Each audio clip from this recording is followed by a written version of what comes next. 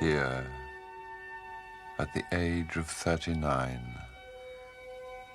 I began to be old.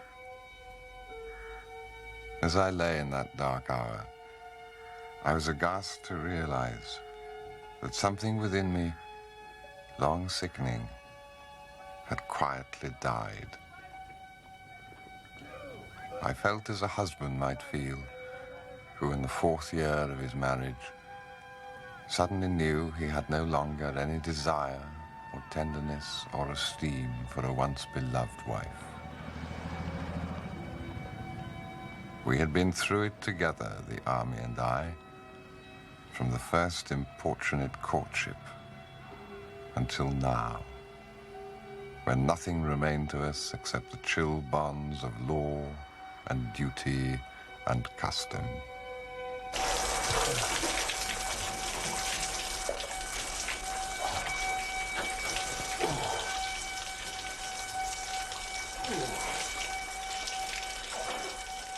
We were leaving that day, and I reflected that whatever scenes of desolation lay ahead of us, I never feared one more brutal than this.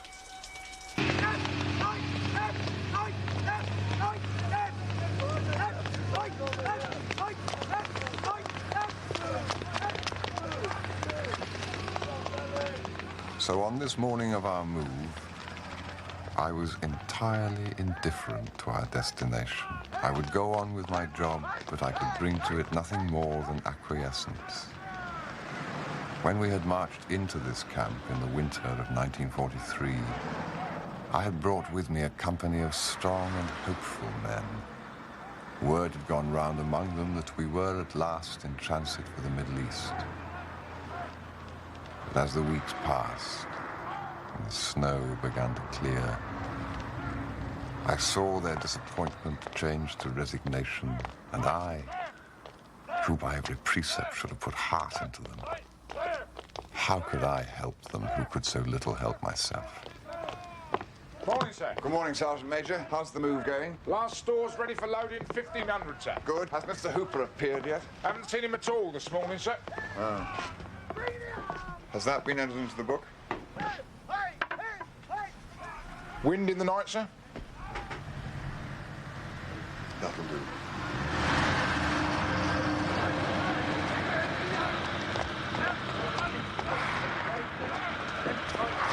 Morning, Hooper. Good morning, sir.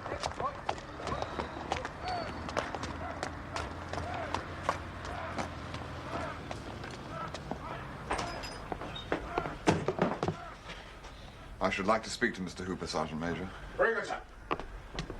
Where the devil have you been? I told you to inspect the lines. How are late? Sorry. Had a rush getting my gears together. That's what you have a servant for. Yeah, well, I suppose you're right, strictly speaking, but you know how it is. He had his own stuff to do.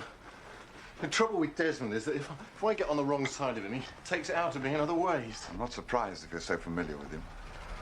Cap badge, Hooper. Yeah? CO's orders all distinguishing marks to be removed. Oh. What are you wearing all that gear for anyway? You're not in the advance party. I am. Aren't I? Of course you're not. The orders were changed. Don't you ever read the company notice board?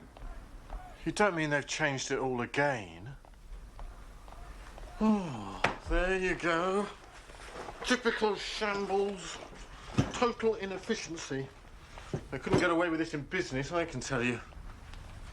Hooper, do you mind inspecting D Squad now? Righty-o. And for Christ's sake, don't say righty-o. Sorry. Do try to remember. Just slips out. CO just coming up, sir. Thank you, Sergeant Major.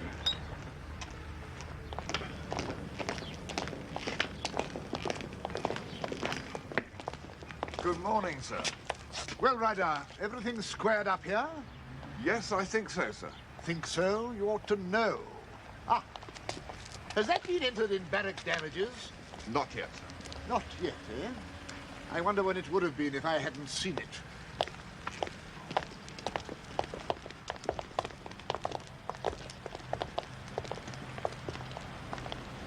Aha!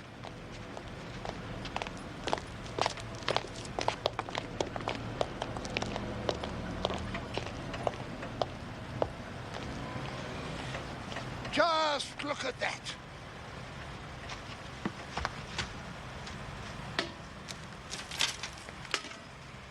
Fine impression that gives to the regiment taking over from us. Don't you know what sets the standard of a regiment? The way it leaves camp, Ryder. Yes, that's bad, sir. It's a disgrace. See that everything here is burned before we leave. Very good, sir. Sergeant Major, would you send over to the carrier platoon and tell Captain Brown that the CO would very much like this ditch cleared up? Right, sir.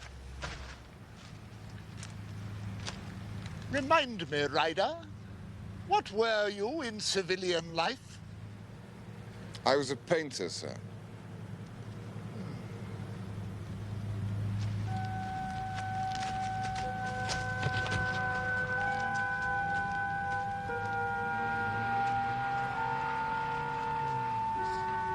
You shouldn't do it, sir. You shouldn't, really.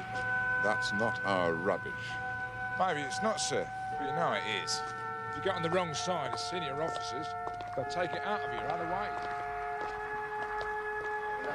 What made her get away?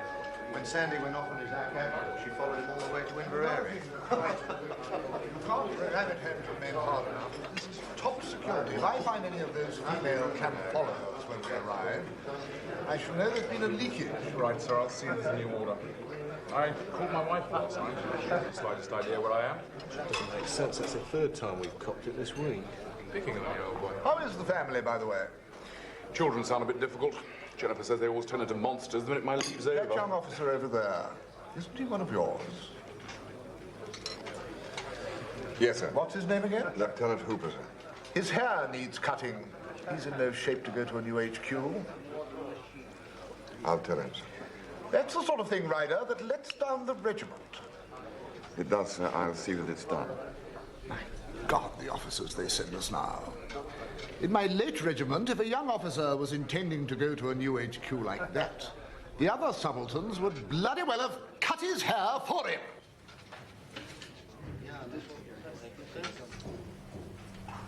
Would they, sir? I'll tell you something, Ryder. I do not intend to have my professional reputation compromised by the slack appearance of a few temporary officers. Corporal Deakin? Yes, sir. Get a pair of scissors.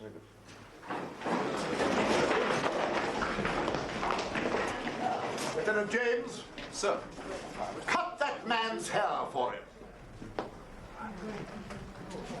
Sir? I said, cut that man's hair for him. I'm sorry, sir. I don't quite understand. Is that an order, sir? It is your commanding officer's wish, and that's the best kind of order I know. Go on. Get him tidied up.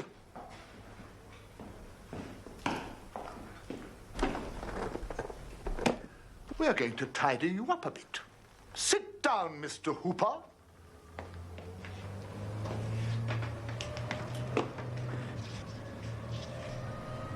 Your scissors, sir. Give them to Lieutenant James. Well, can't you understand an order? Get on with it. Go on, start cutting it.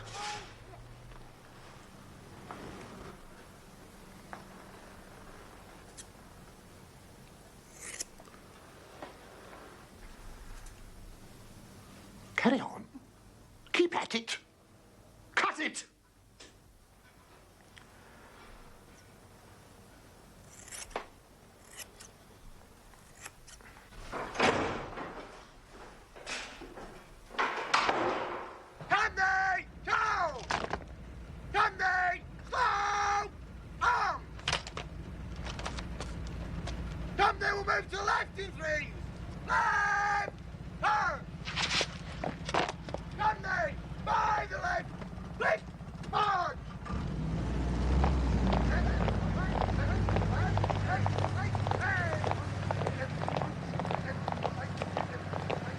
Sorry about your hair, Hooper.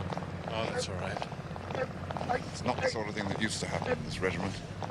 No hard feelings. I can take a bit of support. I say, any idea where we're off to? None.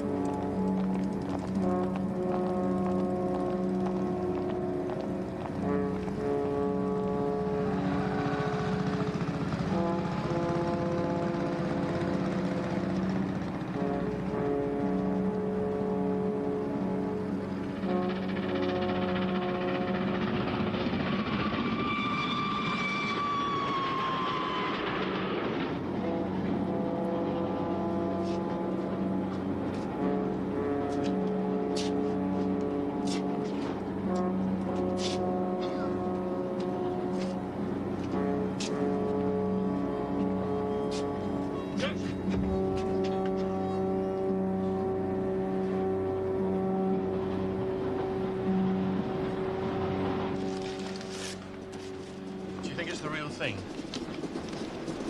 No. Just another flap? Yes. Everyone's been saying we're for it. I don't know what to think, really. It happens so often. I wouldn't argue with that.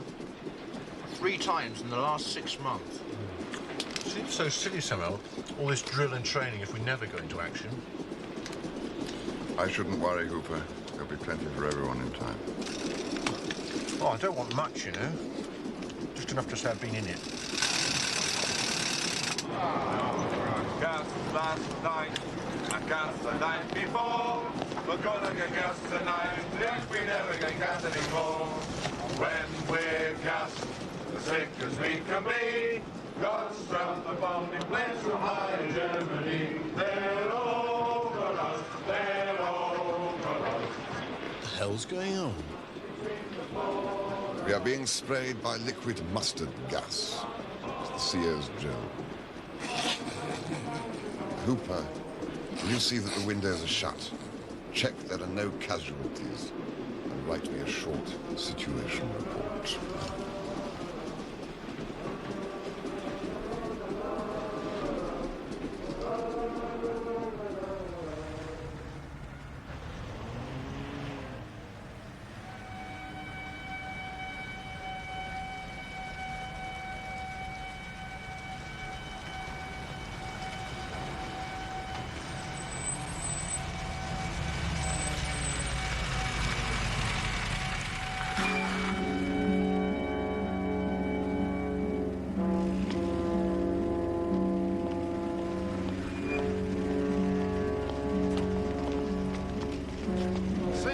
Drive on for a bit, sir.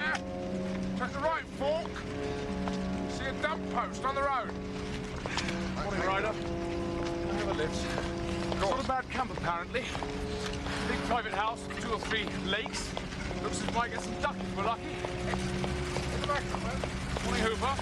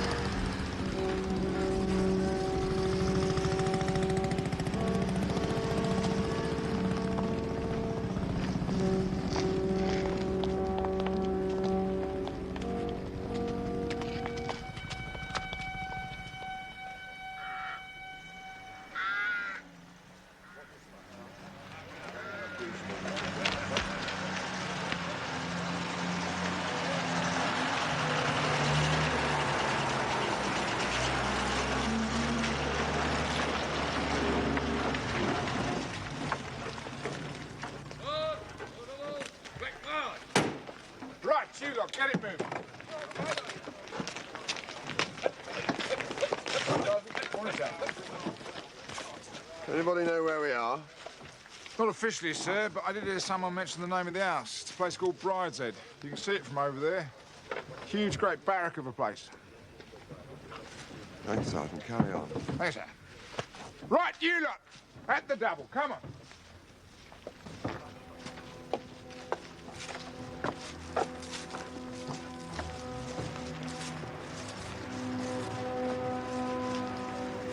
It was as though someone had switched off the wireless, and a voice that had been bawling in my ears incessantly, fatuously, for days beyond number, had been suddenly cut short. An immense silence followed. Empty at first, but gradually filled with a multitude of sweet, natural, and long-forgotten sounds. For he had spoken a name that was so familiar to me, a conjurer's name of such ancient power, that at its mere sound, the phantoms of those haunted late years began to take flight.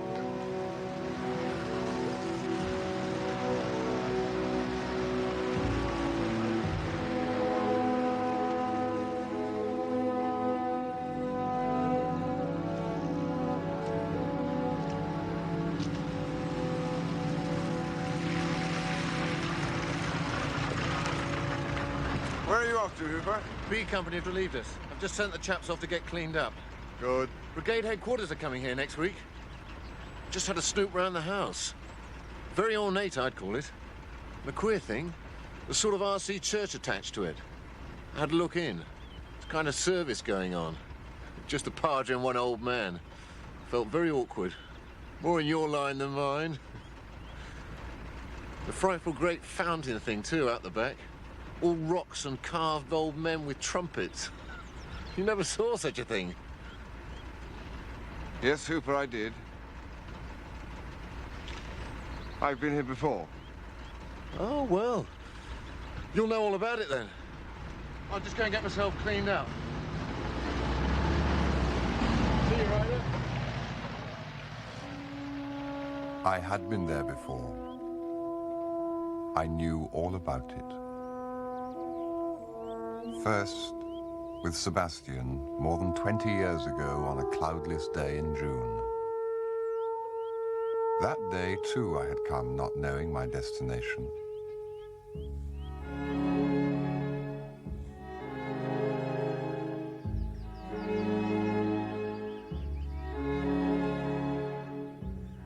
Oxford, in those days, was still a city of aquatint. When the chestnut was in flower, and the bells rang out high and clear over her gables and cupolas, she exhaled the soft airs of centuries of youth.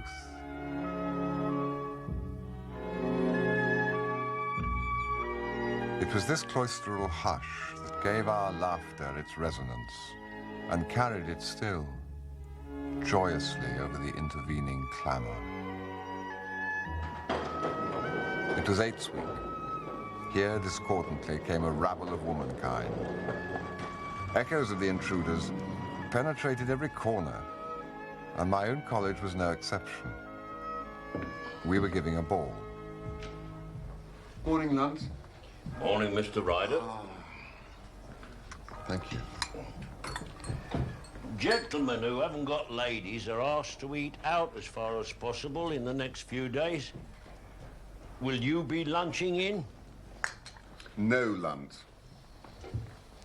To give the servants a chance, they say. What a chance. I've got to buy a pin cushion for the ladies' cloakroom. What do they want with dancing? I don't see the reason in it. There's never been dancing before in Eights Week. As if the teas and the river weren't enough. You ask me, sir, it's all on account of the war.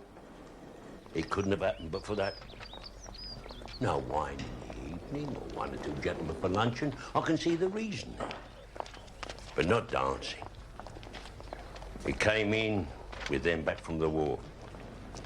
They were too old, they didn't know, and they wouldn't learn. Take my word. And there's some what goes dancing with the town at the Masonic, but the proctor will have them, you'll see. Ah, here's Lord Sebastian. Well, I mustn't stand here talking. Not with pincushions to get. Morning, Aunt. What the world is happening in your college? Is there a circus? We've seen everything except elephants. I must say, the whole of Oxford is becoming very peculiar suddenly. Last night it was pullulating with women. You're to come away with me, at once, out of danger. I have a motor car outside, a basket of strawberries, and a bottle of Chateau Perraguet, which is not a wine you've ever tasted, so don't pretend. It's heaven with strawberries. I shall go and get my things. And bring some money in case we see anything we want to buy. Yes.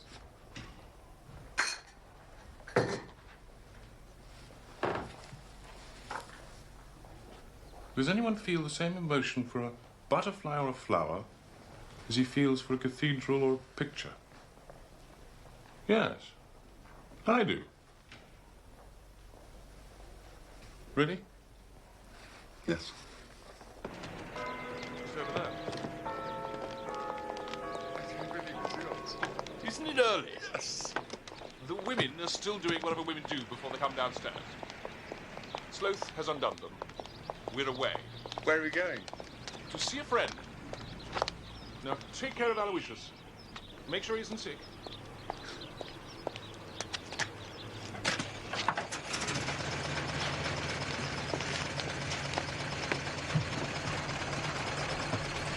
Where did you get the car? The property of a very gloomy man called Hardcastle.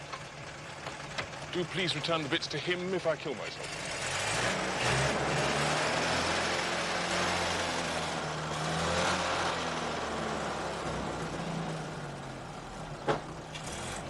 I'm not very good at driving.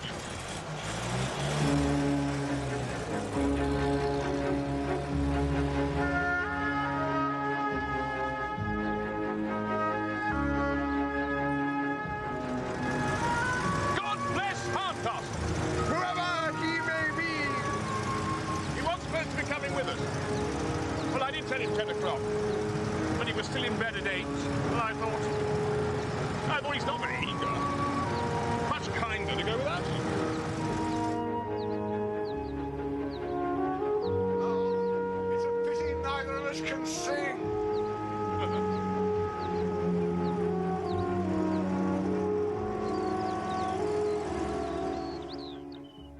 It was about 11 when Sebastian, without warning, turned the car into a cart track and stopped. We ate the strawberries and drank the wine. As Sebastian promised, they were delicious together. The fumes of the sweet golden wine seemed to lift us a finger's breadth above the turf and hold us suspended. Just the place to bury a crock of gold. I should like to bury something precious. Every place that I've been happy. So that when I'm old and ugly and miserable, I'll come back and dig it up. And remember.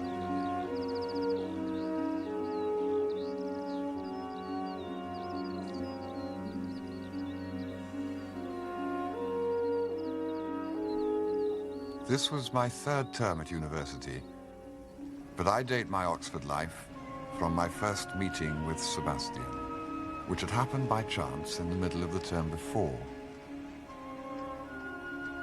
We were in different colleges and came from different schools, so I might well have spent my 3 or 4 years in the university and never have met him, but for the chance of his getting drunk one evening in my college, and of my having ground floor rooms in the front quadrangle. I had been warned of the dangers of these rooms by my cousin Jasper, who alone, when I first came up, thought me a subject for detailed guidance. So, what are you reading? History. Oh, it's a perfectly respectable school. The very worst is English literature. The next worst is modern great. Now, you want either a first or a four. There's no value in anything between. Time spent on a good second is time thrown away. Now, you should go to the very best lectures, Arkwright on Demosthenes, for instance, irrespective of whether they're in your school or not. Clothes. Dress as you do in a country house. Never wear a tweed jacket and flannel trousers. Always wear a suit. And go to a London tailor. You get better cut and longer credit. Good afternoon, sir. Don't treat dons like schoolmasters. Treat them as you would the vicar at home. Clubs. Join the Carlton now, and the grid at the beginning of your second year. If you want to run for the Union, it's not a bad idea. Make your reputation outside first at the Chatham or the Canning. Oh, and keep clear of Boars Hill. And friends. Charles, do watch the people you make friends with. You'll find you spend your second year getting rid of the undesirable ones you made in your first. Oh, and beware of Anglo-Catholics. They're all sodomites with unpleasant accents. In fact, steer clear of all religious groups. They do nothing but harm. I say, was this here when you arrived? No, it's mine. I put it up. It's Van Gogh. Really? This is very pretty. Well, I must be off. I've got a JCR meeting at past. Oh, by the way, one last point. Change your rooms. But I was lucky to get them. Ground floor rooms on the front quad. Terribly dangerous. I've seen men ruined. People start dropping in. They leave their gowns here, then pick them up on the way to hall. And you start giving them sherry. Before you know where you are, you'll have opened a free bar to all the undesirables in the college.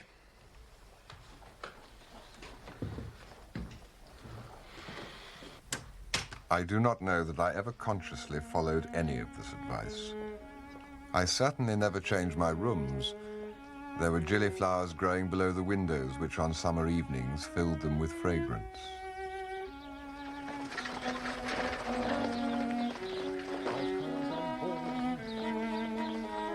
That's the complete fallacy of modern aesthetics, Charles. Can't you see? You mean the whole argument of significant form stands or falls by volume? Precisely. If you allow Cézanne to represent a third dimension in his two-dimensional canvas, then you must allow Landseer his gleam of loyalty in the Spaniel's eye. My earliest friends were Collins, a Wickhamist and an embryo Don, a man of solid reading and childlike humor, and a small circle of college intellectuals who maintained a middle course of culture between the flamboyant aesthetes and the proletarian scholars. It was by this circle that I found myself adopted during my first term. They provided the kind of company I had enjoyed in the sixth form at school, and for which the sixth form had prepared me. But even in the earliest days, when the whole business of living at Oxford with rooms of my own and my own checkbook was a source of excitement, I felt at heart that this was not all which Oxford had to offer.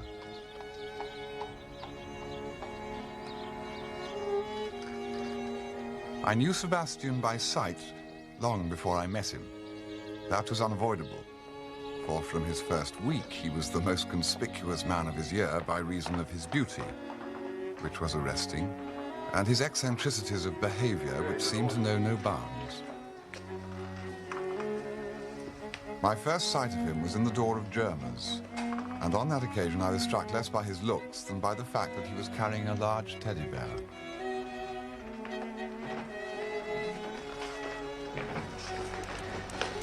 Sheer exhibitionism. That was Lord Sebastian Flight. Most amusing young gentleman. Apparently. This way, sir.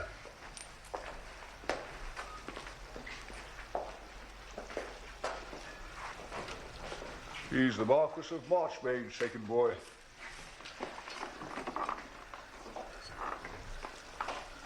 His brother, the Earl of Brideshead, went out last term. He was very different. Quite like an old man. What do you suppose Lord Sebastian wanted? A hairbrush for his teddy bear. It had to have very stiff bristles. Not Lord Sebastian said to brush him with, but to threaten him with a spanking when he was sulky. So he bought a very nice one with an ivory back. He's going to have Aloysius engraved on it. That's the teddy bear's name. The barber, who in his time had had ample chance to tire of undergraduate fantasy, was plainly captivated by him. I, however, remained censorious.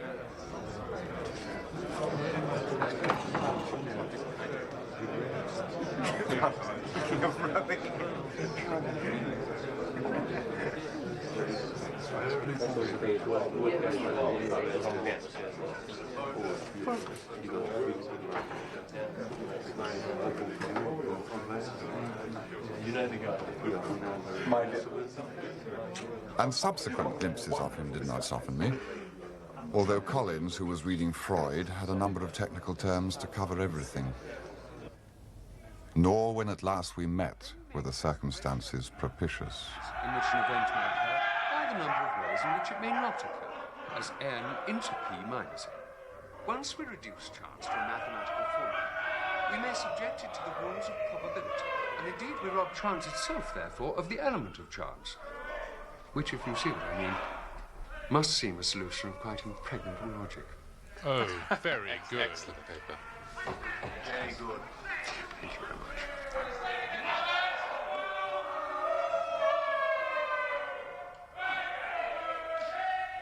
There was a question. I wanted simply to ask if the laws of mathematics can be understood by reason. I think I can anticipate your question.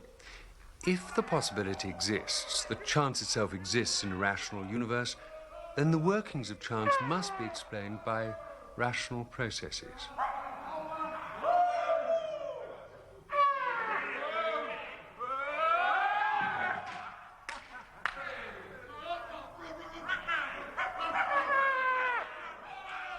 If we believe that God created this rational world, then it's perfectly possible to believe that... Awful people!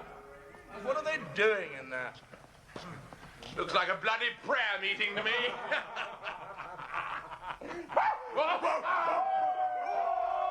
Look, if God is ultimately responsible for formulating Newton's law of gravity, may he not, so runs my argument, fulfill his purpose by using the infinite instances which we call chance?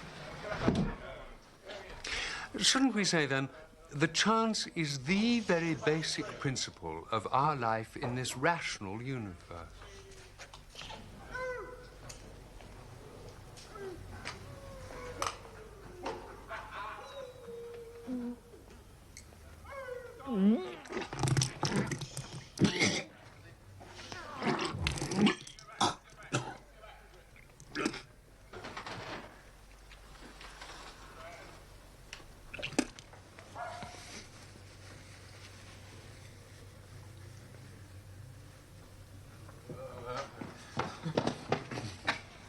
All right, old Dad. I think... Yeah.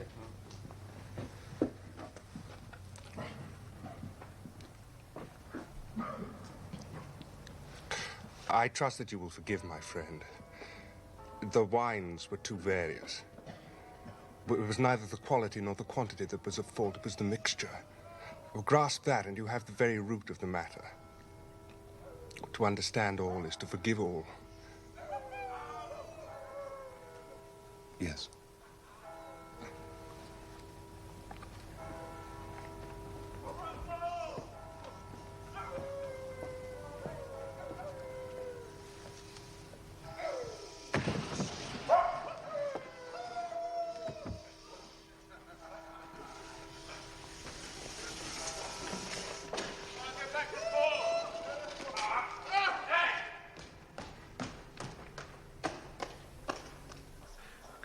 Jugs of mulled claret, and this has to happen. You couldn't even get to the window, could you? Them that can't keep it down are better without it. It wasn't one of my party. It was someone from out of college. Yes, well, it's just as nasty to clear up wherever it was. There's 5 shillings on the sideboard. So I saw it, and thank you. I'd rather not have the money and not have the mess in the morning. With the restoration of the monarch, the age of Puritanism was finally vanquished. I took my gown and left him to his task. In those days, I still frequented the lecture room. Female players, hitherto unknown, appeared upon the English stage for the first time in the history of English drama. There was an air of relaxation in the land again. Indeed, this novel feeling of unaccustomed freedom manifested itself in a remarkable outburst of artistic creativity.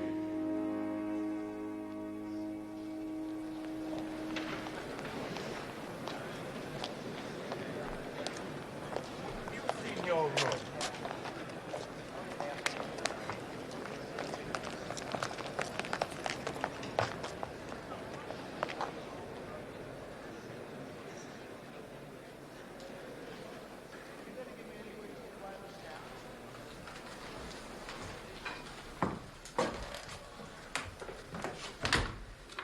What is all this? The gentleman from last night, sir. He left that note for you. I'm very contrite. Aloysius won't speak to me until he sees I'm forgiven. So please come to luncheon today. Sebastian Flight. A most amusing young gentleman, sir. I'm sure it's a pleasure to clean up after him. I take it you're lunching out, sir. I told Mr. Collins and Mr. Partridge so. They wanted to take their commons in here with you. Yes, lunch. Lunching out. Oh, do take some flowers for yourself. And Mrs. Lunt, if you care to. Oh, thank you, sir. There is no Mrs. Lunt.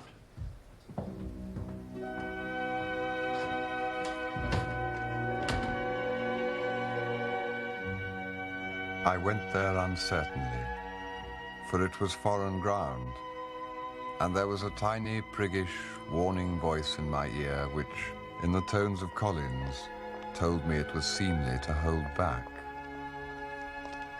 But I was in search of love in those days, and I went full of curiosity and the faint, unrecognized apprehension that here at last I should find that low door in the wall others I knew had found before me, which opened on an enclosed and enchanted garden which was somewhere, not overlooked by any window, in the heart of that grey city.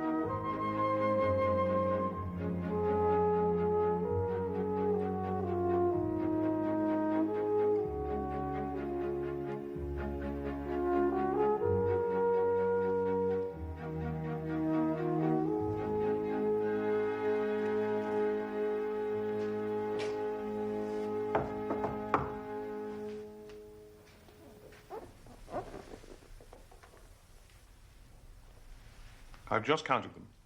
There are 5 each and 2 over, so I'm having the 2. I'm unaccountably hungry today. I placed myself unreservedly in the hands of that obliging little chemist in the High, and now I feel so drugged that I've almost begun to believe that the whole of yesterday evening was a dream. Please don't wake me up. Hello.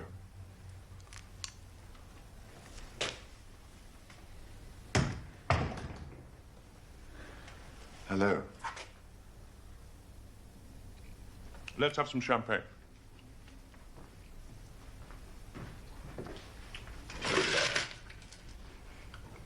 Thank you for the flowers. My room looks like a hothouse.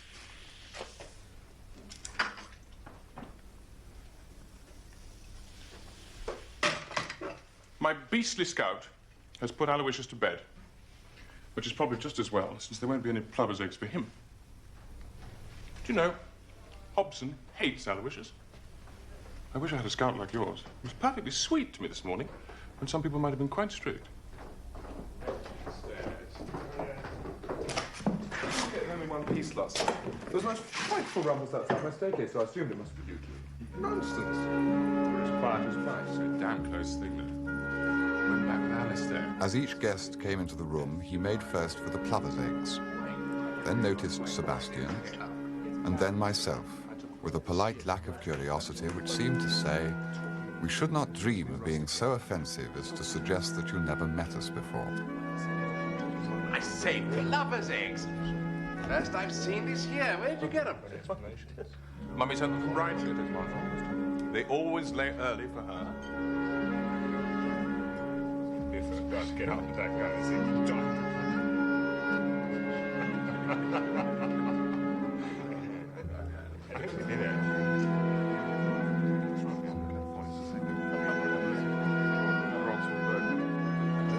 I was terrified. We were eating the lobster thermidor when the last guest arrived. My dear, I couldn't get away before. I was lunching with my preposterous tutor. He thought it very odd, my leaving when I did. I told him I had to change for footer. Come and sit down. I'm afraid I've already eaten your eggs. Oh,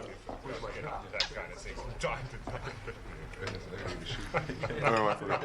You don't know Charles Ray. I think we did actually. I think so. No. Undoubtedly. I've seen. Anthony Blanche. The rugby helps. But I have the most delicious feeling. I'm going to. Oh, my God, Blanche. It's all over the house, you know. What is? My dear boy, the news that you finally lost your virginity. Or perhaps I should say, mislaid it. You put my own grande passion quite in the shade. What are you rattling on about, you appalling dago? If you're going to be horrid about my cosmopolitan upbringing, I shall tell how you borrowed 300 francs to spend a torrid night with that elderly drab in Le Touquet. It was a niggardly sum to pay for her trouble. And what a trouble. Charles, don't look so serious. You don't mean to say you let Boy have a go at your Duchess? My affair with the Duchess of Vincennes was on an altogether higher plane than any of you hobbledehoys can conceive. Do you know what it was that cemented our love? We used the same colored varnish for our toenails.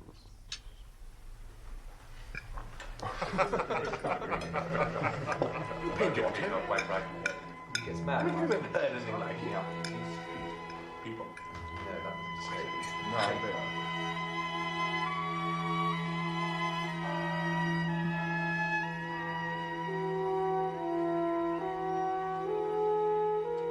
Time is now propitious, as he guesses. The meal is ended. She is more than tired. Endeavors to engage her in caresses, which still are unreproved, if undesired. Flushed and decided, he assaults at once. Exploring hands encounter no defense. His vanity requires no response and makes welcome of indifference. And I, Tiresias, have foresuffered all, enacted on this same divan or bed. I who sat by Thebes below the wall and walked among the lowest of the dead, bestows one final patronizing kiss and gropes his way, finding the stairs unlit.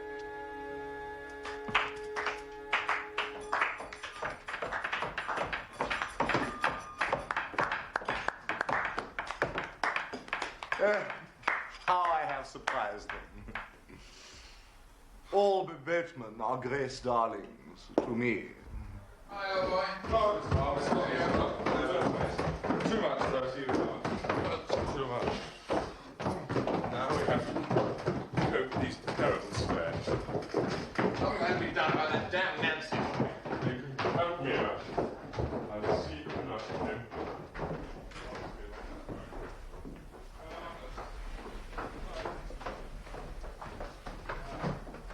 My dear, I should like to stick you full of barbed arrows, like a pin cushion. I think it's perfectly brilliant of Sebastian to discover you. Where do you lurk? I shall come down your burrow and chiver you out like an old toad. Au revoir.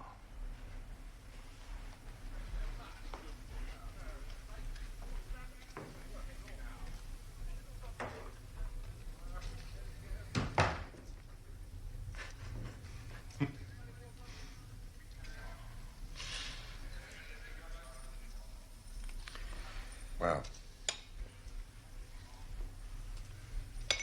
I'd better be off too. Thank you very much. Have some more Cointreau.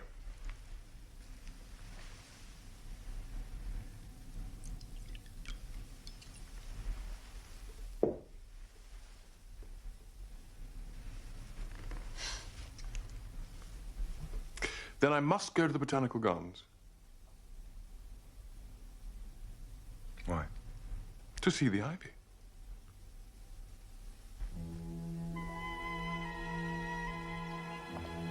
I've never been to the Botanical Gardens. Oh, Charles. What a lot you have to learn. There are more kinds of ivy than I ever knew existed. I don't know where I should be without the Botanical Gardens.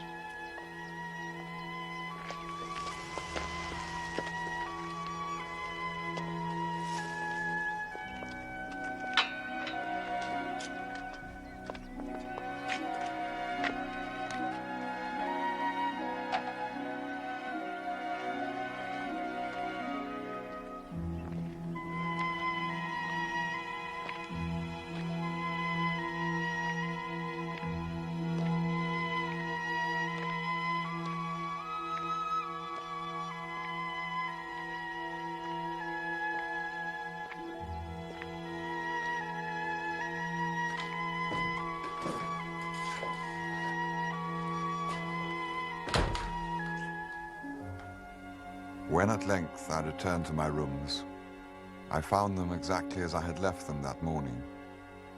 But I detected a jejune air that had not irked me before. Nothing except the golden daffodils seemed to be real.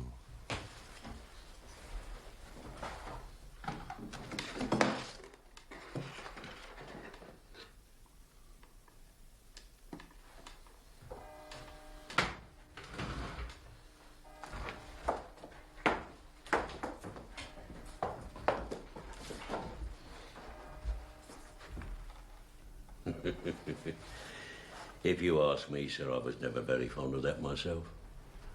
I suppose you'll be wanting me to get rid of it next. Though where I'd have room for it is nobody's business.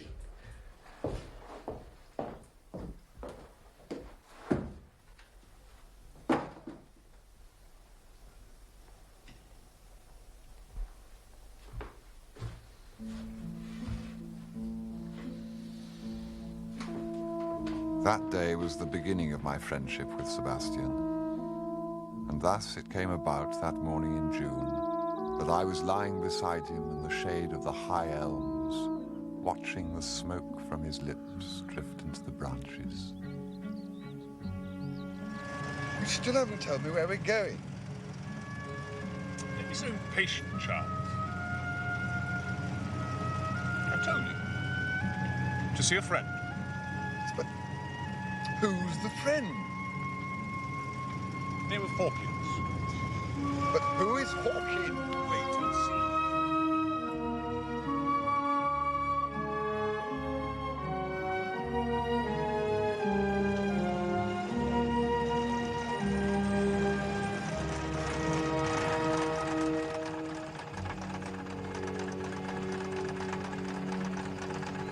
Well? Well?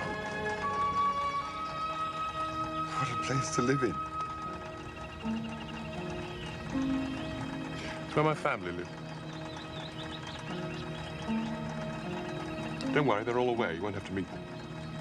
But I should like to. You can't. They're in London dancing.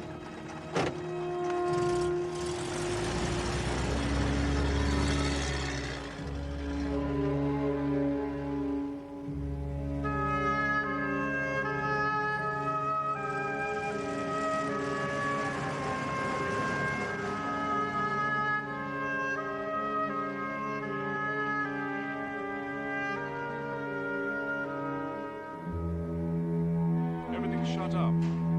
We'd better go in this way.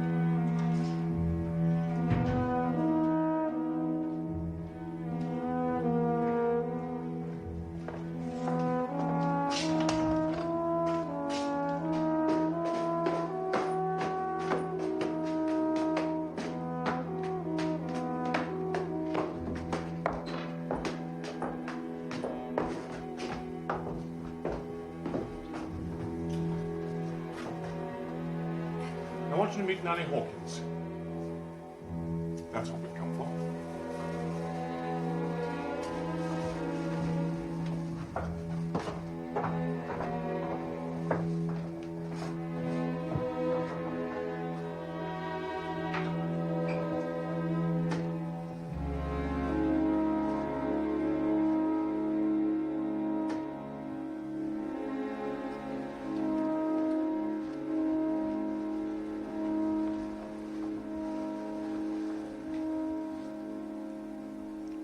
Well, this is a surprise.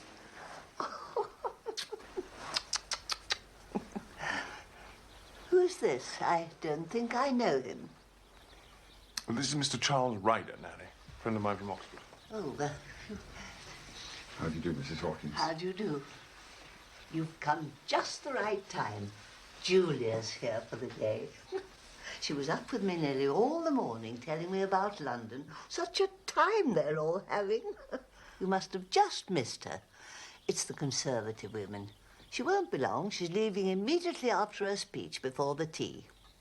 I'm afraid we may miss her again, Nanny. Oh, don't do that, dear. It'll be such a surprise to her seeing you.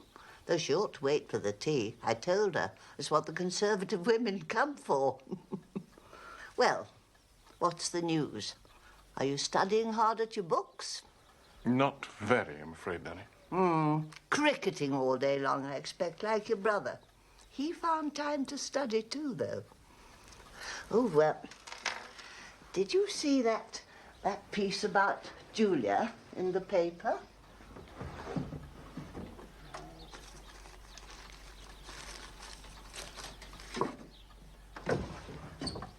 She brought it down for me. Not that it's nearly good enough of her, but what it says is very nice.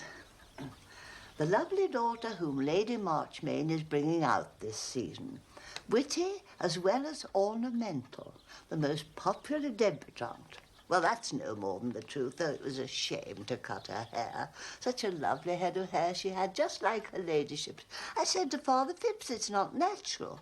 He said nuns do it. Sebastian and the old woman well, talked Father, on. you're surely not going to make It was a charming room. Laid out on top of the mantelpiece were a collection of small presents which had been brought to her at various times by her children, the souvenirs of many holidays. Presently, it was time for tea. Look, Nanny, I'm afraid we can't stay for tea. We really must get back. Oh, Julia will be upset when she hears. It would have been such a surprise for her. Goodbye, Nanny. Bye, love. Come along, Charles. Goodbye. Goodbye.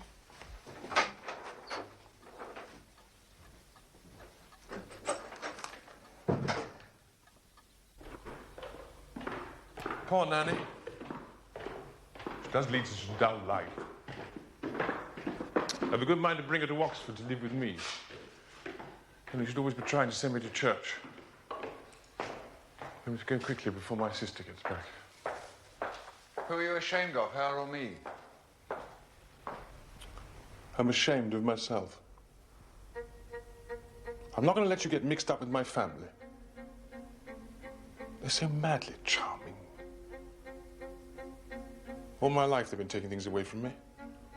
If they once got hold of you with their charm, they make you their friend and not mine, and I won't let them. All right. I'm perfectly content. But aren't we going to go and see some more of the house? So shut up. I came to see Nanny. On Queen Alexander's Day, it's all open for a shilling. Come and look if you want to.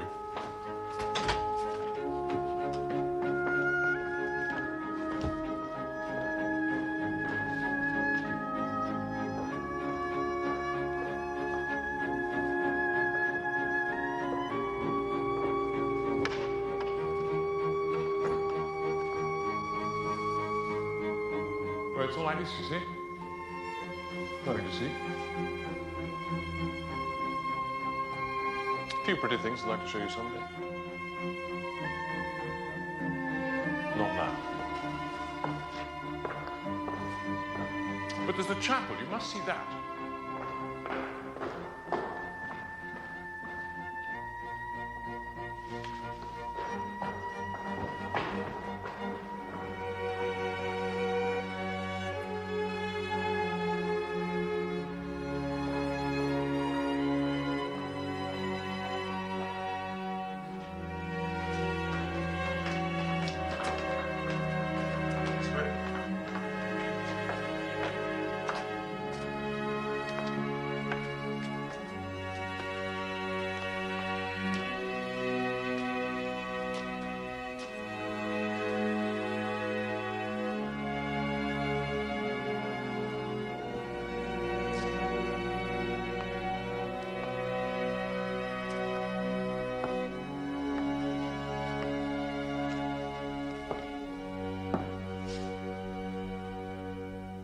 Why do you do that? Just good manners. Well, you needn't on my account.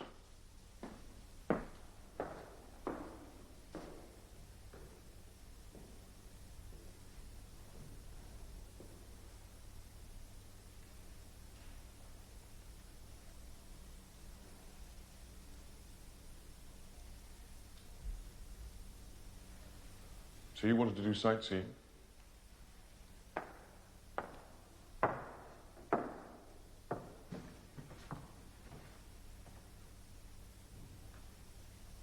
What do you think of this?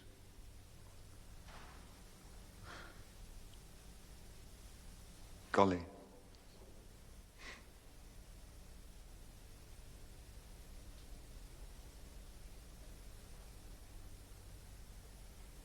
Papa had it restored for Mama. As a wedding present.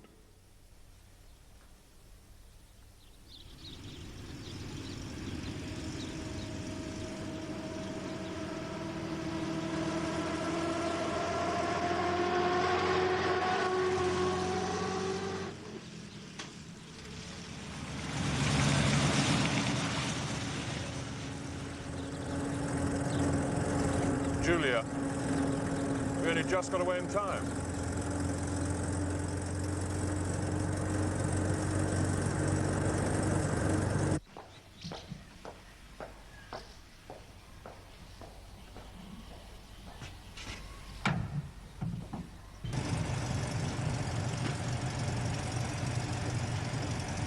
I'm sorry. I'm afraid I wasn't very nice this afternoon. Bride's head often has that effect on me.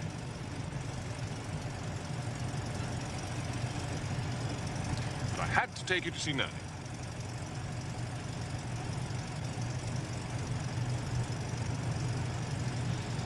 I don't keep asking you questions about your family.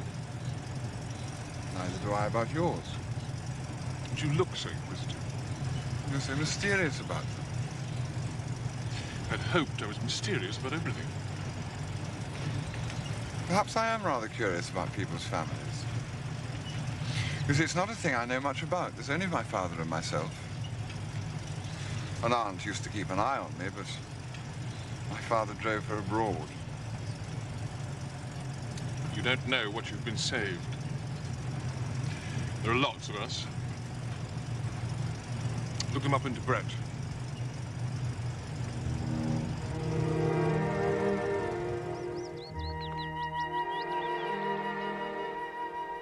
I had lived a lonely childhood and a boyhood straitened by war and overshadowed by bereavement. To the hard bachelordom of English adolescence, the premature dignity and authority of the school system, I had added a sad and grim strain of my own. Now, that summer term with Sebastian, it seemed as though I was being given a brief spell of what I had never known, a happy childhood. And though its toys were silk shirts and liqueurs and cigars, and its naughtiness high in the catalogue of grave sins, there was something of a nursery freshness about us that fell little short of the joy of innocence. Towards the end of that term, I took my first exams. It was necessary to pass if I was to remain at Oxford, and pass I did, after a week in which I forbade Sebastian my rooms and sat up to a late hour with iced black coffee and charcoal biscuits, cramming myself with neglected texts.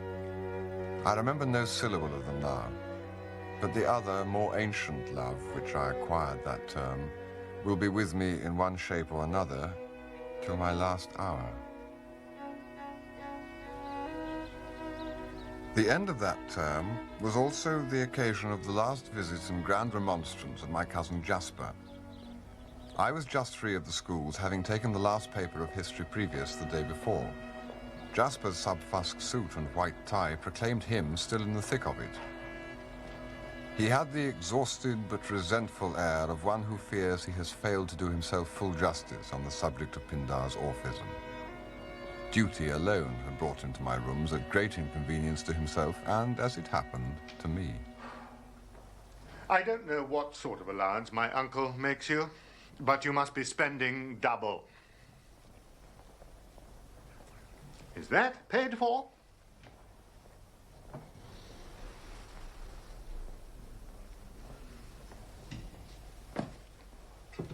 For these? Or this peculiarly noisome object? Yes. I had to pay cash for the skull.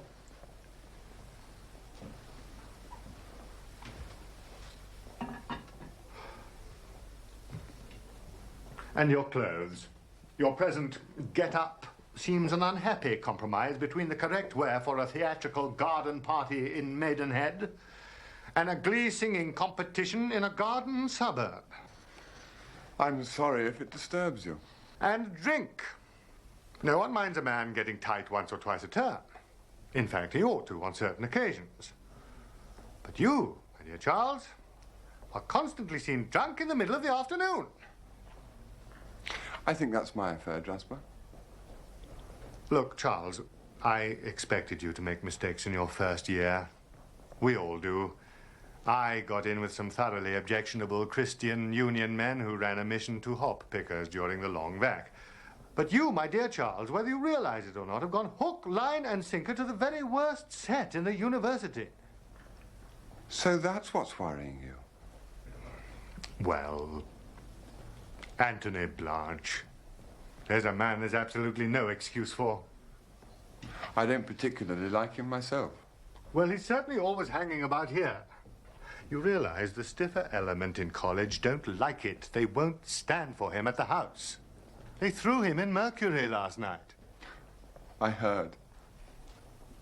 You may think that living in digs, I don't know what goes on in college, but I hear things. In fact, I hear too much. I find I become a figure of mockery on your account at the dining club. And then there's that chap, Sebastian Flight, you seem inseparable from. Well, he may be all right, I don't know. His brother, Brideshead, was a very sound fellow. But this friend of yours, Well, he looks odd to me, and he gets himself talked about. I'm sorry, Jasper. I know it must be embarrassing for you, but I happen to like this bad set. I like getting drunk at luncheon. And although I haven't quite spent double my allowance yet, I undoubtedly shall by the end of the term. Will you join me? I usually have a glass of champagne about this time. If you stay, you might meet the despicable Mr. Blanche. I'm dining with him tonight. No, thank you. I have Greek history and morals on Monday. So my cousin Jasper despaired. Looking back, there is little I would have left undone, or done otherwise. Perhaps now I could match my cousin Jasper's gamecock maturity with a sturdier fowl.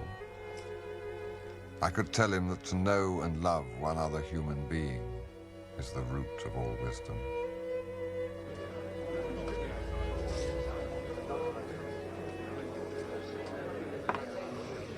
Two for you, and two for me. Yum, yum. I expect you prefer sherry, but my dear Charles, you're not going to have sherry. You're going to try this delicious concoction instead.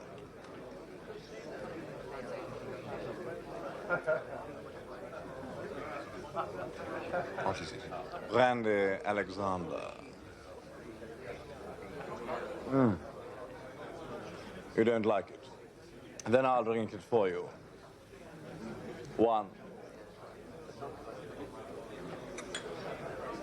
2,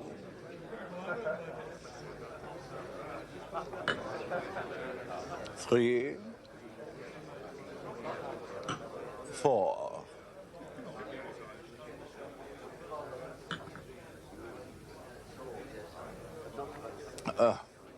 Down the little red lane they go. How the students stare.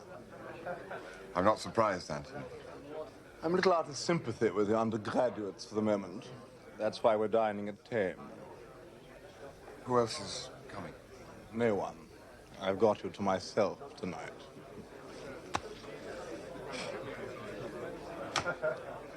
There's a delightful hotel there, which luckily doesn't appeal to the hearties of the Bullingdons. You heard what they did to me last night. Yes, It's too naughty. It was not, I knew, the first time that Anthony had been ducked, but the incident seemed much on his mind. I didn't want them to start getting rough, so I said to them pacifically, "Dear sweet clodhoppers, if you knew anything of sexual psychology, you would know that nothing could give me keener pleasure than to be manhandled by you meaty boys. Ecstasy of the naughtiest kind. If any of you wishes to be my partner in joy, then come and seize me. If, on the other hand, you wish to satisfy some obscure and less easily classified libido, then come with me quietly to the water." So, I just got in the fountain, and, do you know, it really was rather refreshing. So I sported there and struck some attitudes.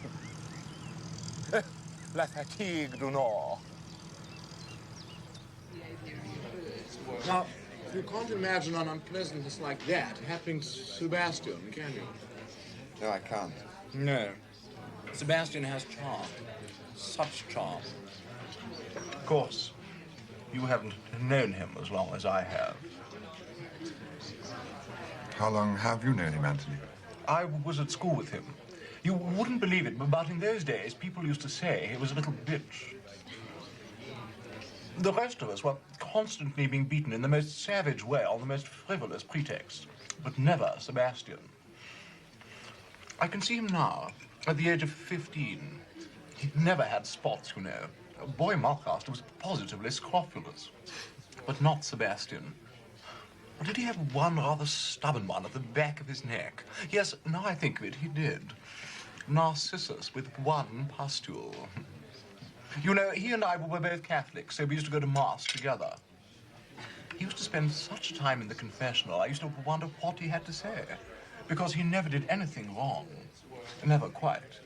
At least, he never got punished. Perhaps he was just being charming through the grill.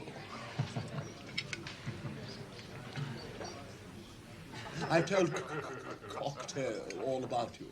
He's absolutely agog. You see, my dear Charles, you are that very rare thing. An artist.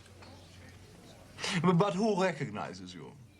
The other day, I told Sebastian that you drew like a young Angre. And do you know what he said?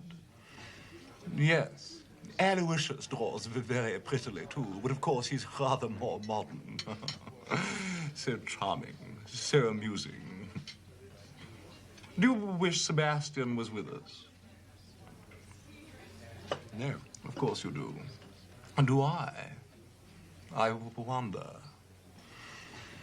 How our thoughts do run on that little bundle of charm, to be sure. I think you must be mesmerizing me, Charles. I bring you here at very considerable expense, simply to talk about myself.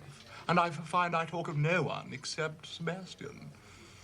It's odd, because there's really no mystery about him, except how he came to be born of such a very sinister family. It's when one gets to the parents that a bottomless pit opens. My dear, such a pair. They were married for 15 years or so, and then Lord Marshmain went off to war. He never came back, but formed a connection with a highly talented dancer. Why doesn't she divorce him? Because she's so pious.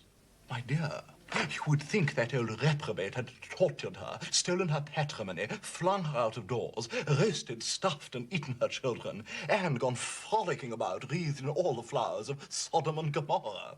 She's a bloodsucker, my dear, a bloodsucker. You can see the tooth marks on all her victims. It's witchcraft. There's no other explanation. So you see, we mustn't altogether blame Sebastian. For what? For seeming a little insipid. But then, of course, you don't blame Sebastian, do you, Charles? With that very murky background, what could he do except set up as being simple and charming? Particularly as he isn't very well endowed in the top story. We couldn't claim that for him, could we, Charles? Much as we love him. Tell me candidly, have you ever heard Sebastian say anything that you have remembered for more than 5 minutes? You know, when I hear him talk, I'm reminded of that nauseating picture, Bubbles.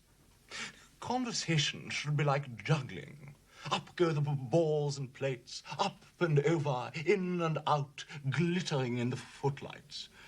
But when dear Sebastian speaks, it is like a little sphere of soapsuds drifting off the end of an old clay pipe, full of rainbow light for a second, and then, fit, vanished, with nothing left at all. Nothing. Shall we go, Anthony? Too much drugs in my head. A nice strawberry. What's the time? Oh, it's after 9 o'clock. I let you lie in. I didn't think you'd be going to corporate communion. And you were absolutely right, love.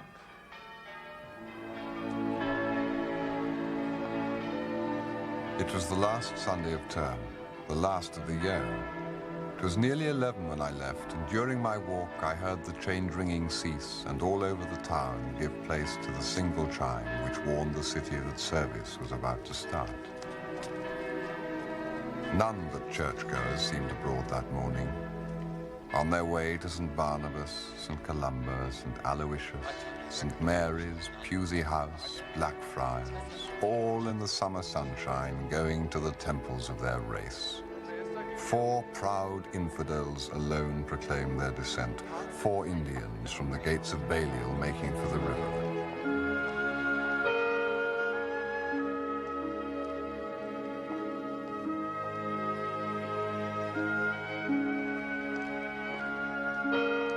So, through a world of piety, I made my way to Sebastian.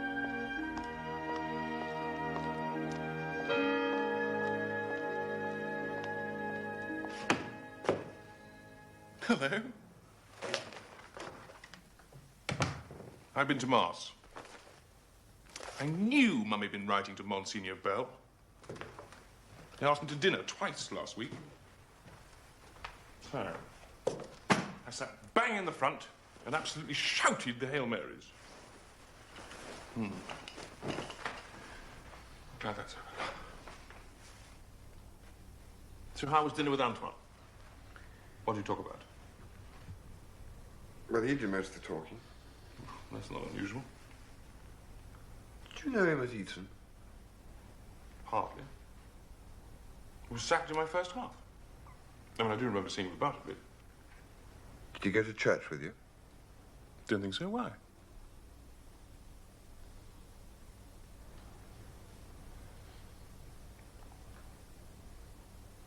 Has he met any of your family? Charles, how very peculiar you're being today. No, don't suppose so. So why all this interest? Well, I was trying to find out how much truth there was in what he said last night. Very little, I should think. That's his great charm. Well, you may think it charming. I think it's devilish. Do you know he spent most of last evening trying to turn me against you? And he almost succeeded. Did he? How silly.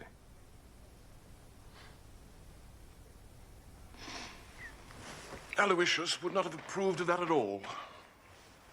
What are you, pompous old bear?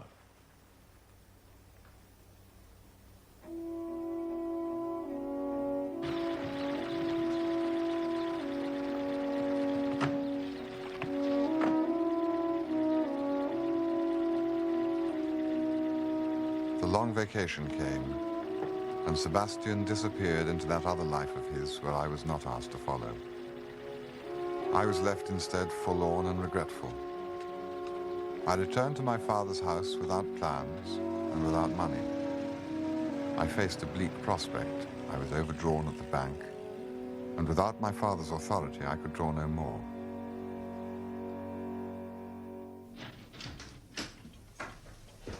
My dear boy, they never told me you were here. Hello, Father. Did you have a very exhausting journey?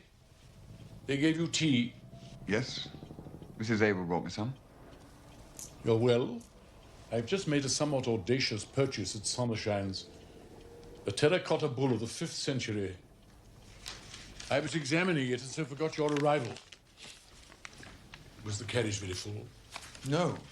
I managed to get a corner seat. Good.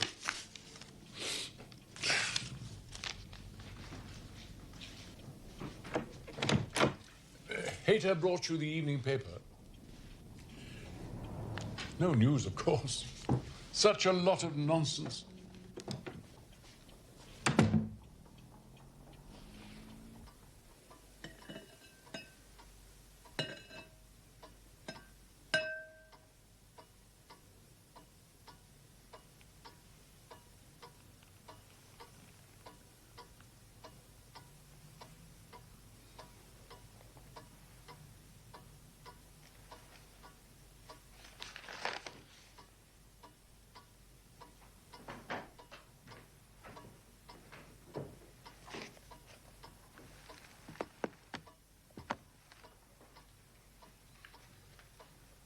What do you like to drink? Hayter, what have we for Mr. Charles to drink? There's some whiskey. There's whiskey. Perhaps you like something else. What else have we? There isn't anything else in the house, sir. There's nothing else. You must tell Hayter what you would like and he will get it in. I never keep any wine now. I am forbidden it and no one comes to see me. But while you are here, you must have what you like. You are here for long? I'm not quite sure, Father. It's a very long vacation. In my day, we used to go on what was called reading parties, always in mountainous areas. Why? Why should alpine scenery be thought conducive to study?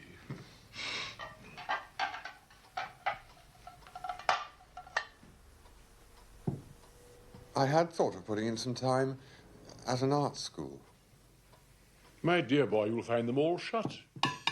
The students go to Barbizon or such places and paint in the open air. There was an institution in my day called a sketching club. Mixed sexes, bicycles, pepper and salt knickerbockers, Holland umbrellas, and it was popularly thought, free love. Such a lot of nonsense. I expect they still go on. You might try that. One of the problems of the vacation, Father, is money. Oh, I shouldn't worry about a thing like that at your age. You see, I've run rather short. Yes? In fact, I don't know how I'm going to get through the next couple of months. Well, I'm the worst person to come to for advice. I've never been short, as you so painfully call it. And yet, what else could you say? Hard up, penurious, distressed, embarrassed, stony broke, on the rocks, in Queer Street. Yes, well, let's just say you were in Queer Street and leave it at that.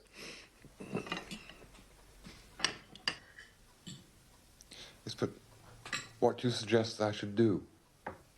Your cousin Melchior was imprudent in his investments and got into a very queer street. He went to Australia. Hater, I've dropped my book.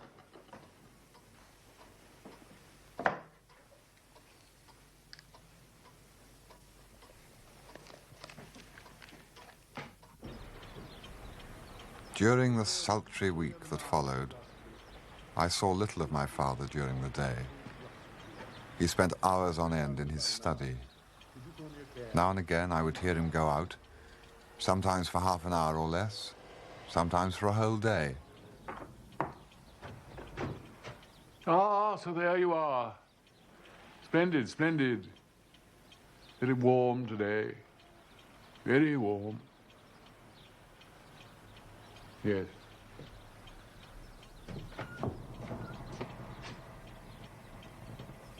His errands were never explained.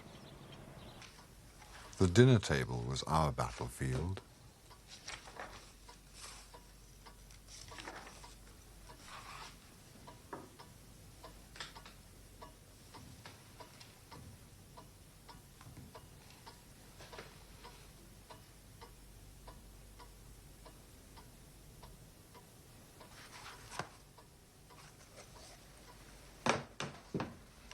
I do think, Charles, you might talk to me. I've had a very exhausting day. I was looking forward to a little conversation. Of course, Father.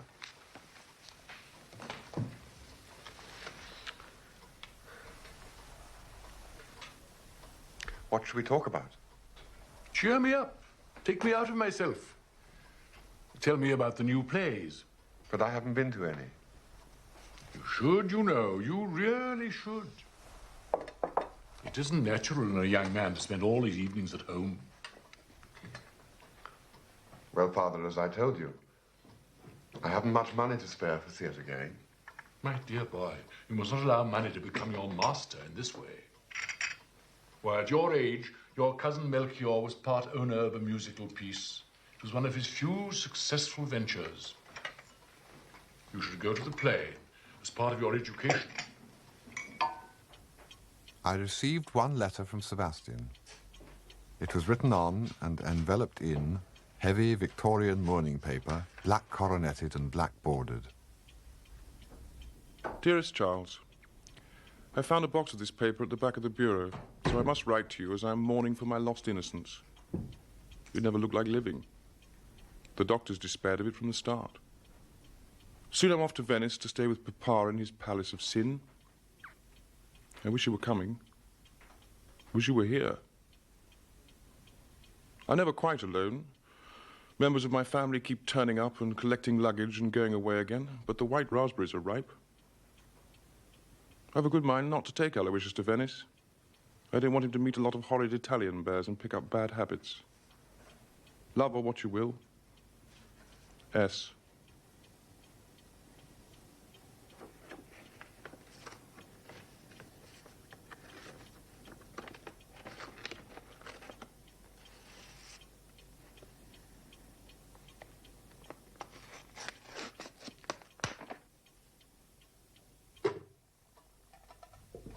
Strife was internecine during the next fortnight, but I suffered the more, for my father had greater reserves to draw on. One day, by chance, a weapon came to hand. I met an old acquaintance of school days named Jorkins. I never had much liking for Jorkins, but I greeted him with enthusiasm and asked him to dinner. My father was quick to retaliate.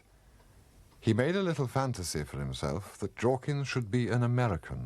So nice of you to come all this way, Mr. Jorkins. Oh, it isn't far. It's really only a matter of minutes. Ah, science annihilates distance. You are over here on business.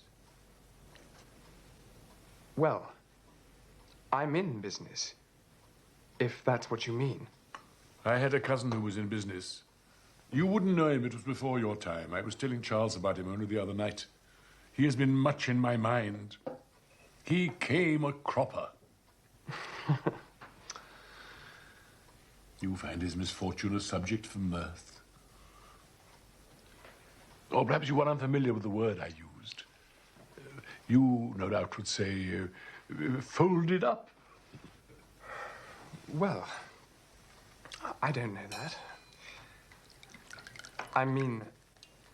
I suppose with your standards, you find our life here very parochial.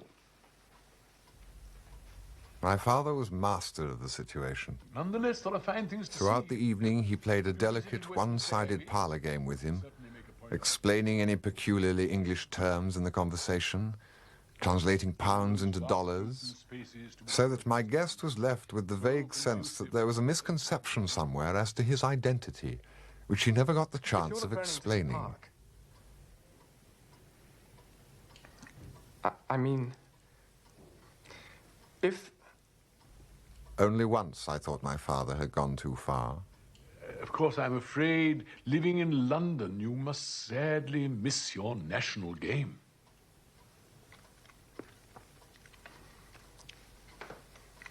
My national game? Cricket.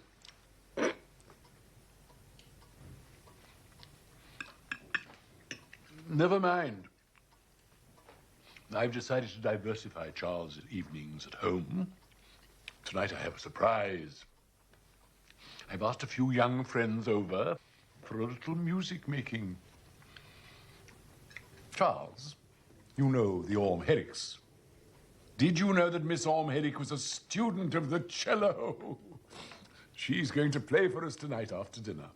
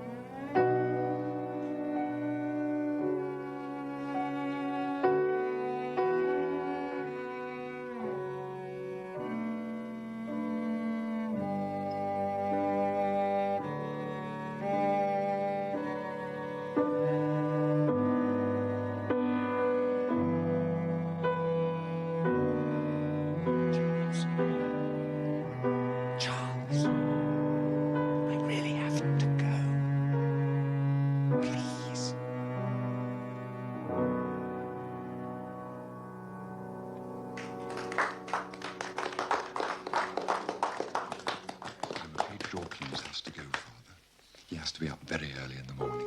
Oh, what a pity. Goodbye then, Mr. Jorkins. I hope you'll pay us another visit the next time you cross the herring pond. Goodbye, Mr. Ryder, and thank you. I'm so sorry I have to leave. I'll just see him out, Father. Such a versatile young man. You must ask him again, soon.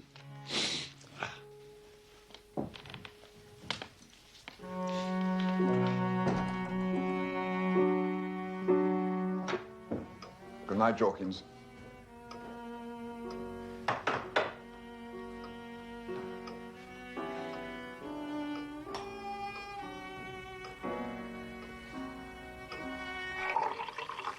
What very dull friends I have. You know, without the spur of your presence, I would never have roused myself to invite them. I've been very neglectful about entertaining lately. Now you are paying me a long visit. I will have many such evenings. You liked Miss Orme Herrick?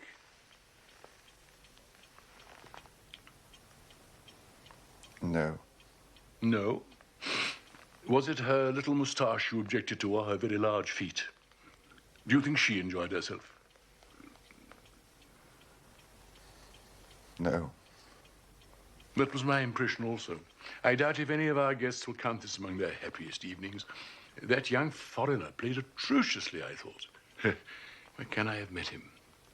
And Miss Constantia Smithick, where can I have met her? But the obligations of hospitality must be observed. While you are here, you shall not be dull.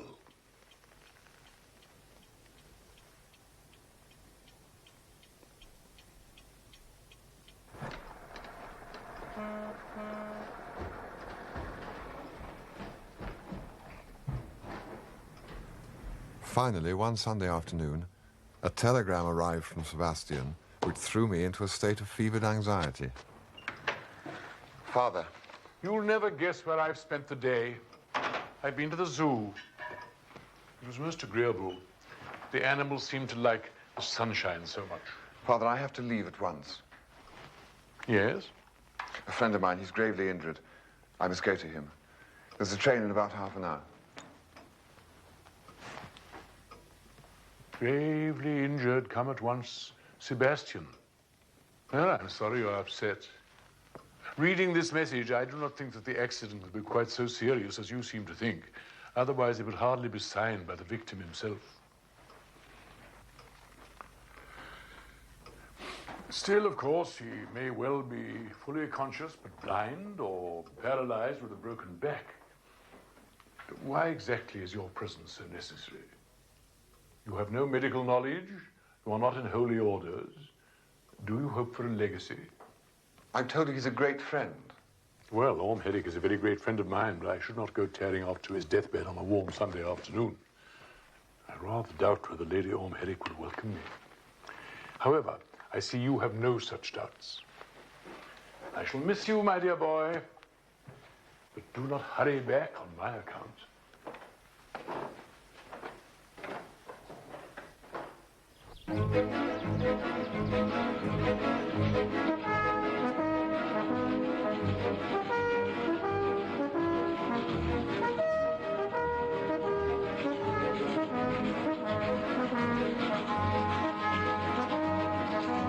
Fear worked like yeast in my thoughts, and the fermentation brought to the surface in great gobs of scum the images of disaster.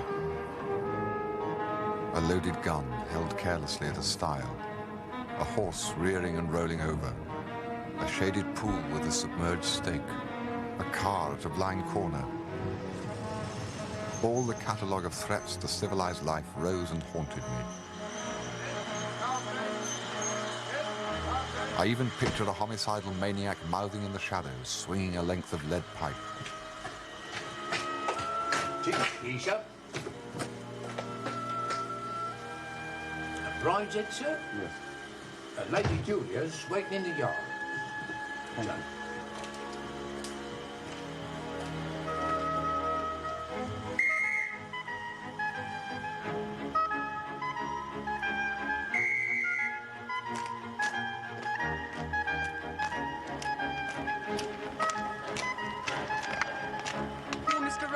Yes. Jump in.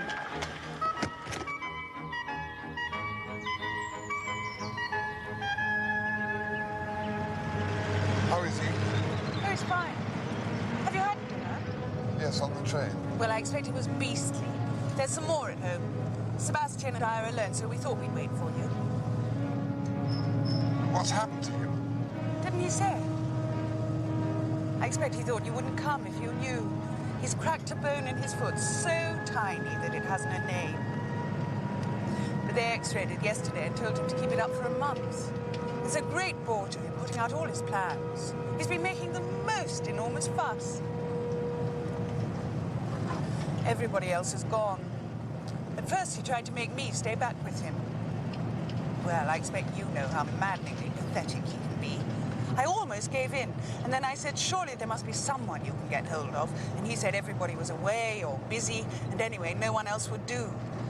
But at last he agreed to try you, and I promised I'd stay if you failed him. So you can imagine how popular you are with me.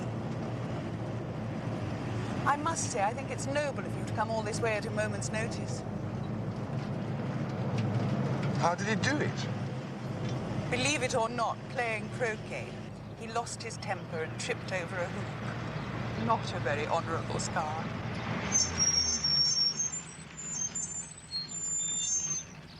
She so much resembled Sebastian that sitting beside her, I was confused by the double illusion of familiarity and strangeness. I hate driving at this time of the day. There doesn't seem anyone left at home who can drive a car. Sebastian and I are practically camping out. Cigarette? No, thanks. Light one for me, will you?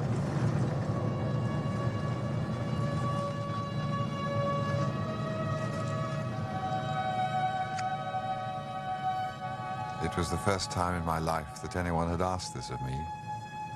And as I took the cigarette from my lips and put it in hers, I caught a thin bat squeak of sexuality, inaudible to any but me. Thanks.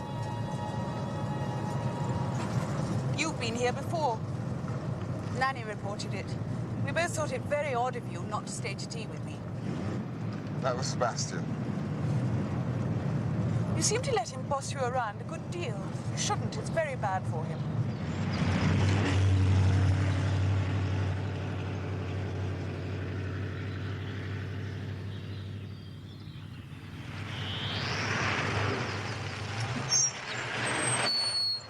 Here we are.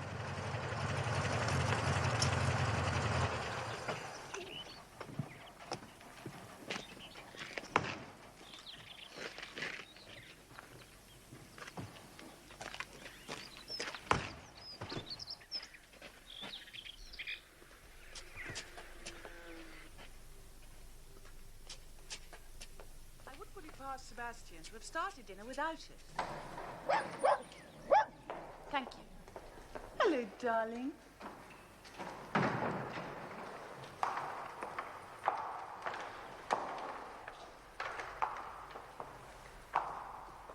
Thank you, Wilcox.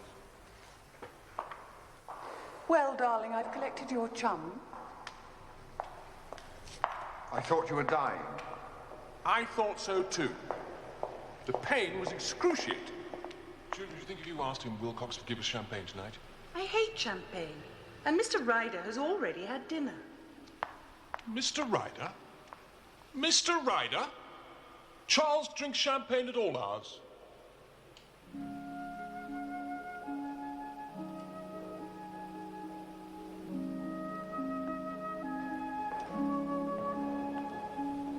You know, looking at this great swaddled foot of mine, I can't get it out of my head that I've got gout. And that gives me a craving for champagne. Ow! Which way?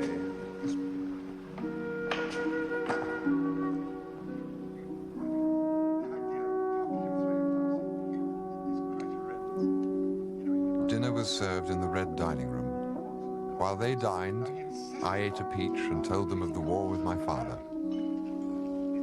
And he said to him, living in London, you must miss your national game. And Jorkin said, what national game? And my father said, why, cricket, of course. I mean, I I really think he's sometimes quite mad. Sounds a perfect poppet to me. And now I'm going to leave you, boys. Where are you off to? Nursery. I promised the nanny a last game of Halma. Dear Nanny Hawkins, she lives entirely for pleasure. Good night, Mr. Ryder, and goodbye. I'm leaving early. I can't tell you how grateful I am to you for relieving me at the sick bed. My sister's very pompous tonight. I don't think she cares for me. I don't think she cares for anyone very much. I love her. She's so like me. Do you? Is she? In looks, I mean, in the way she talks. I wouldn't love anyone with a character like mine. Charles, we're going to have a heavenly time alone. When, next morning, I saw Julia drive from the forecourt and disappear, I felt a sense of liberation and peace, such as I was to know years later, when, after a night of unrest, the sirens sounded the all clear. I believed myself very close to heaven during those languid days at Brideshead. It is thus I like to remember Sebastian, as he was that summer, when we wandered alone through that enchanted palace.